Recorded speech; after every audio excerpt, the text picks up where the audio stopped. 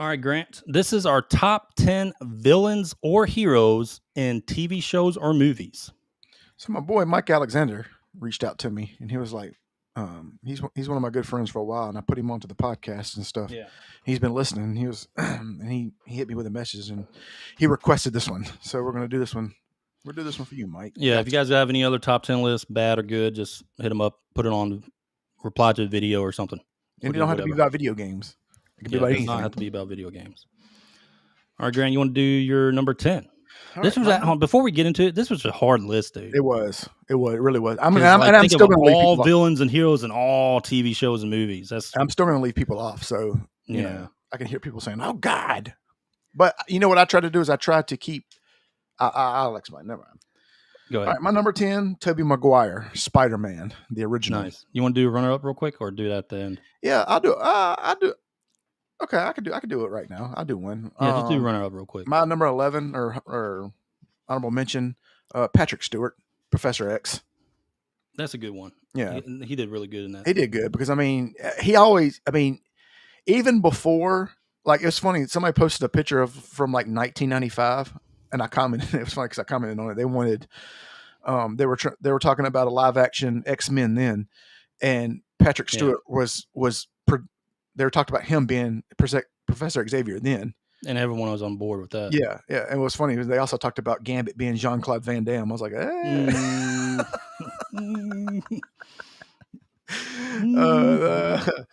that's funny. But my number 10 was Tobey Maguire from the original Spider-Man.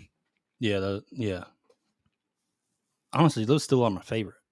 Yeah, man. It's just, man, I don't know, man. Like, I like the. Okay, so let me just, if you could take, I like the guy who was the one that played him in the second, the Amazing Spider-Man. Yeah, see, I liked him, but I like the Tobey Maguire movies better, except the third one. Yeah, the first two were great. The third one was kind of, you know. Yeah, but they were good. Yeah. Tom Holland, he's all right. Well, he's not bad because he actually fits Peter Parker better because Peter Parker was a teenager. You know what I mean? Yeah. But it's just, I don't know, man. Maybe it's just because it's. I did like how they brought them together, though. Yeah. In one of the Spider-Mans. That was pretty good. All right. My number 10 is just his wit, you know, comedy and action put together. Mm-hmm. He was always one of my favorites. But I grew up on Die Hard, too, so there's that. There you go. All right, Grant, you're number 9. Number 9. It's probably a little. I guarantee you got this one on there, and it's probably higher. But this is number 9. John Bernthal, the Punisher. No, but it is my runner-up. Okay. So the last time the Punisher came out, it was Dolph Lundgren, and that was in the 80s. Yeah, I remember that. Yeah. So, but anyway, he personifies what Frank Castle really is. You know, a guy who's just a badass Marine, and a killer after everything that happened to his family.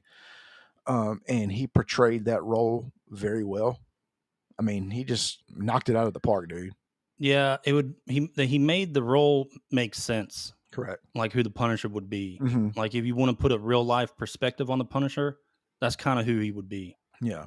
You know, kind of with PTSD, but, you know, still, I guess you can say mission oriented. Yeah. Or goal oriented, whatever. But he did really put a person on the Punisher. Yep. My number 9 is Walter White from Breaking Bad. Okay. So he's more of a anti-hero, I guess you can. I mean, yeah, that's what he is. I mean, he's an anti-hero. But he kind of blurs that line between the two of hero and anti-hero. But the guy did such a phenomenal job at playing the character. But it's definitely one of my favorite characters of all time. It's such a great series too. Yeah, no, it's great. All right, here we go. Number 8, Hugh Jackman, Wolverine. That's an easy one. Yeah. Yeah. I mean, yeah, you really can't. That didn't make it to my top 10, but you really can't debate that one. No, I mean, because he is Wolverine. He is Wolverine. I can't imagine anyone else playing Wolverine. Exactly. Honestly. Exactly. there are some roles like that. All right, my number 8, Grant, is Anton Chigurh. No Country for Old Men. Have you ever seen that movie? Yeah. He is the hitman, dude, but he plays such a fucking badass killer. Like, this dude is a psycho. Mm-hmm. But he has his own like code of ethics as a hitman. It's probably it is the best hitman, I would say, ever on any TV show or movie. Like, he plays such a great hitman. It's better than the movie Hitman. Yeah. It's not better than Bret the Hitman Hart. I'll go ahead and tell you that. But he has this like cattle gun that like just shoots and he just fucks up people in that movie, dude. It's a good movie, man. It's a real good movie. All right, go ahead. Number 7. Number 7, Christopher Reeves, the original Superman. Yeah, that's a good one. Yeah, those I love those Supermans back in the day, dude, when I was a kid. I used to watch them all the time. Remember which one was the one where he fought the man from the sun? It's like Sun Man or whatever. It was like I can't remember.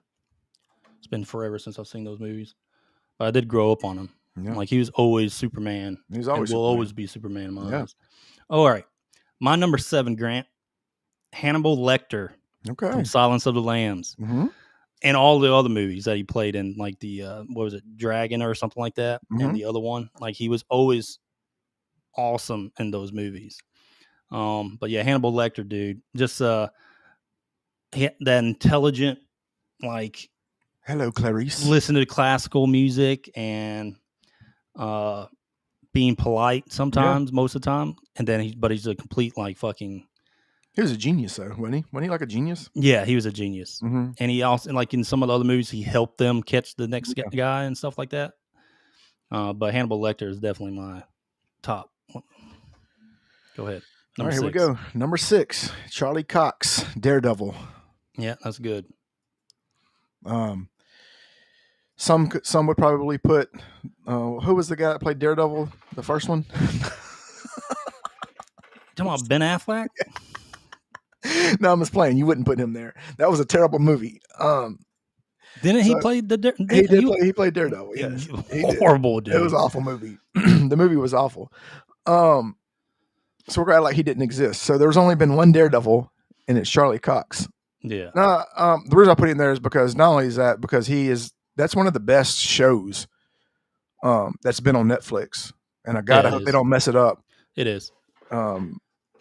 So yeah, it's good. He did a good job. My number 6, Grant, Tyrion Lannister from Game of Thrones, played by Peter Dinklage. Oh. I was thinking about this one. I was like, there were so many good actors on that show, but he really, really, like, his scenes, like his dialogue was so good in almost every scene of Game of Thrones. Like, you look forward to getting him on screen with his dialogue. He was such a good character. And Peter Dinklage played him so well. But it's definitely, I mean, he is, I guess you can say, a hero because of a lot of his actions through the series. Yeah. Like, you didn't want to like him at first, but then after a few episodes, it was like everyone started to like him. But yeah, Tyrion Lannister, number 6. Number 5. So there's a lot of arguments here. It could be Christian Bale, but it's not going to be. It's Michael Keaton, Batman. Michael Keaton, no? Michael Keaton is Batman. Now, don't get me wrong. Christian Bale played a hell of a Bruce Wayne. So I'll say this. I think Christian Bale was a better Bruce Wayne, but Michael Keaton was a better Batman. Does that make sense? Yeah. But I would say The Dark Knight, though, is the best Batman. It's a better movie. It's a better movie. But yeah, I agree with you on the actors. Yeah. I just think I can see where you're going with that. Yeah. Like, he's a better Batman. Yeah.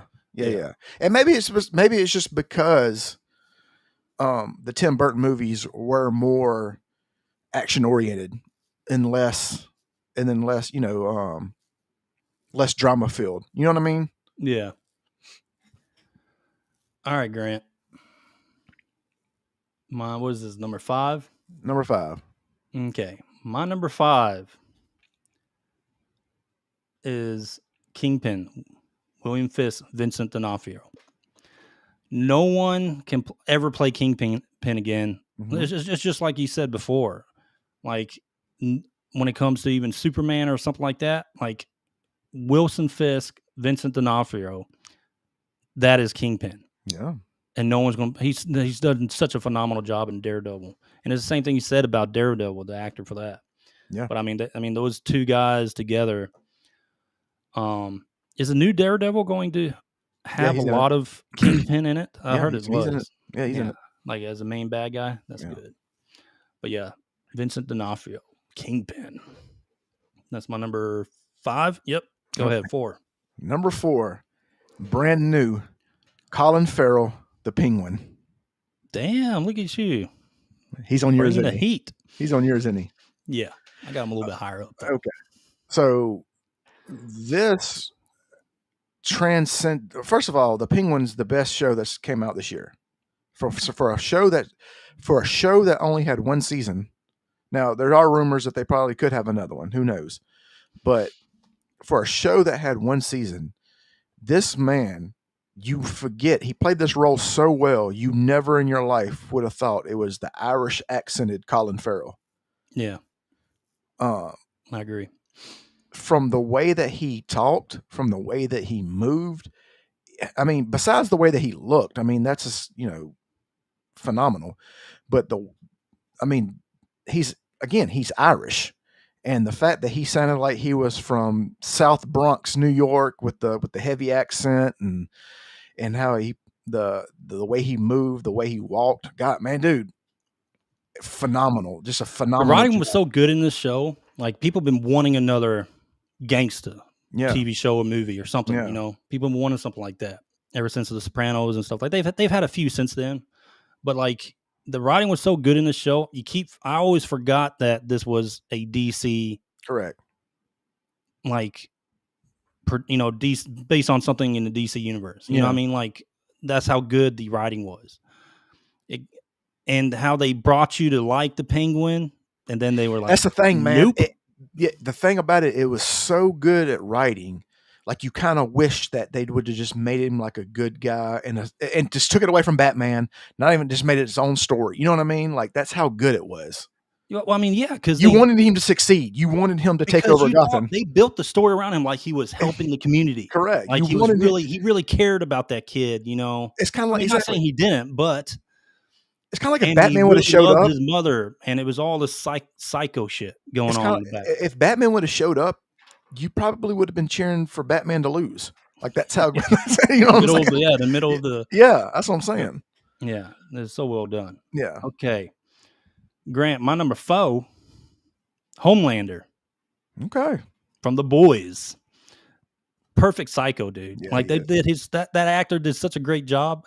Like it's funny. What's the director for the movie? I forget his name, but anyway. Like he was trying to make people really, really. I mean, yeah, you don't like Homelander, but he ended up being like really the star of the show. Yeah, like everyone was tuning in to The Boys every week to see what crazy shit Homelander was going to do. That's all it was about. You know what's crazy about that show is if you've never read the comics, you thought that they were the good guys until like halfway through you know what I mean? Like you thought it was going to be like just a superhero show. Man, it's a great show, man. I love that show. But I mean, they really showed you who Homelander was, and pretty quickly in the first season.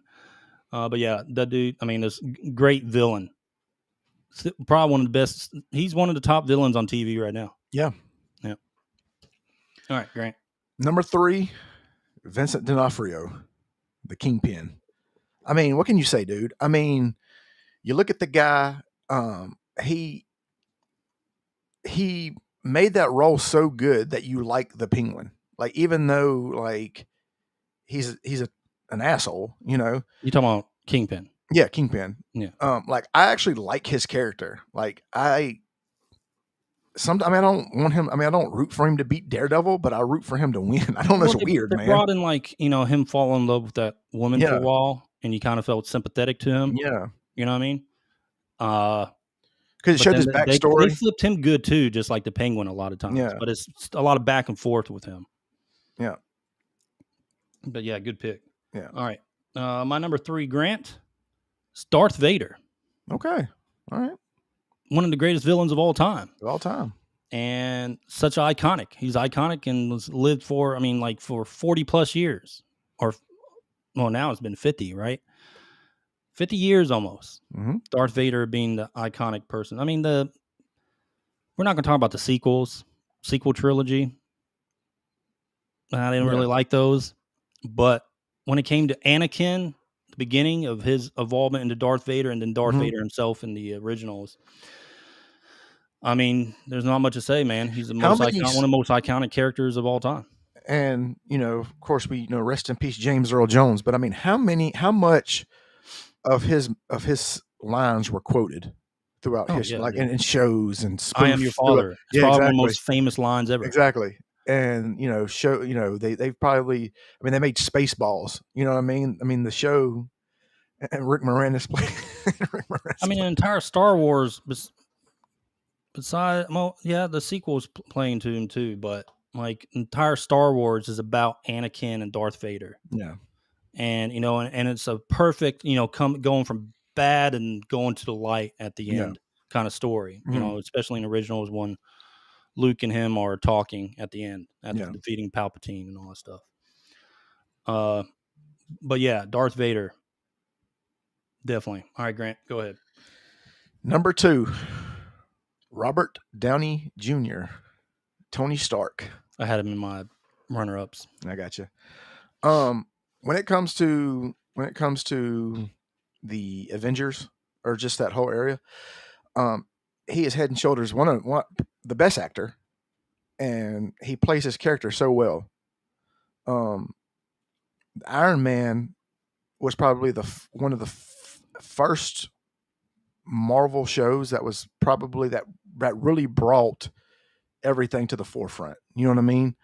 That was the start of the rise of the Iron Man whole, 1, yeah. yeah, of the Marvel empire. You know what I mean? Of course, I mean they had Spider-Man and stuff like that, but nobody knew what kind of juggernaut they were about to create with with everybody. You know what I mean? Well, Like nobody thought about Thor, and nobody thought about all that until yeah. after all this. You know what I mean? Like, oh wow, I wonder if they're going to make something about this person, or I wonder if they're going to do one about this. And but Iron Man 1 was the first, the ascension of the whole Marvel universe. I mean, yeah, really, like, because Blade brought Marvel. It's Blade, when Blade came out, it brought, kind of saved Marvel's past movies. Yeah, You remember that? Like, yeah, Marvel was really in the dumps when it comes to like cinematic yeah. movies and stuff But you like know what's that. crazy about Blade is a lot of people didn't even know. Just normal people didn't even know that he was a Marvel character. They thought it was just a Yeah. vampire movie. You know what I mean? Well, it brought Marvel into the. They're like, they brought him back into the scene after all those failures. Mm-hmm. Spider Man kind of helped it along too, but then Iron Man really came along and solidified, and it gave us Yeah. everything that we loved all the way up to Endgame. Yeah, that's the thing. I mean, I think that was like really the start of like the big blockbuster Marvel movies. You know what I mean? The big Yeah. paydays, like everybody's getting $60 million to play in these movies. You know what I mean? Type deal. And the casting for all the heroes from Iron Man on Yeah, were fantastic. yeah, oh yeah. Mm-hmm. All the way up to Endgame. All right, what was that, number 2? That's number 2. All right, my number 2 is Colin Farrell, the Penguin. Okay. Yeah, he got up all the way to number 2. But yeah, Penguin, we already talked about it, but it's just fantastic show, and just a great portrayal with the Penguin. All right, Grant. My number 1, and it's probably your number 1 as well, and it better be, because if it's not, it's Heath Ledger, the Joker. Yeah, that's my number 1. Yeah, That's easy. That's an easy number 1. the thing about it is I was there's not. debating though. I really was debating Colin Farrell and I mean, Heath Ledger, you but can. I was just like, yeah, there's no way. The thing about it is Heath Ledger's Joker is probably the greatest character played on cinema. I put him, and I mean that a bit, and I don't mean that just as a superhero or a villain, or a hero or villain. I mean that over The Godfather. I mean that over Tony Montana. Yeah. All those characters. When it comes to playing a character that you nail to the wall, is Heath Ledger's I was Joker. actually thinking about putting Tony Montana in my Yeah, I mean top 10 too. he is the quintessential greatest villain played in any movie. Mine is also Heath Ledger, but one of my runner-ups that I really wanted to fit in here somewhere, but it was just, There's just so many, man. I have There's like like 40 something names. yeah. But one of my main runner-ups I really wanted to put in here was Ripley from Aliens. Okay. It's Yeah. just another iconic, still to date, one of the most badass sci-fi characters ever made. They have Yeah. yet to trump her You as a know, character in any sci-fi. we should do a top 10 sci-fi hero villain Yeah, thing. We can do that. yeah, that would be a good one. But yeah, Ripley was a runner-up of mine. What other runner-ups did I have? I had the Spider-Mans. I had Superman. I had Tony Stark, or Robert Downey Jr. as Tony Stark, and I had a what's that? Terminator. Yeah. I actually had Arnold Schwarzenegger in there Yeah. as both a hero and villain, because those are iconic movies too. But yeah, it's a good top 10 list. Good top 10.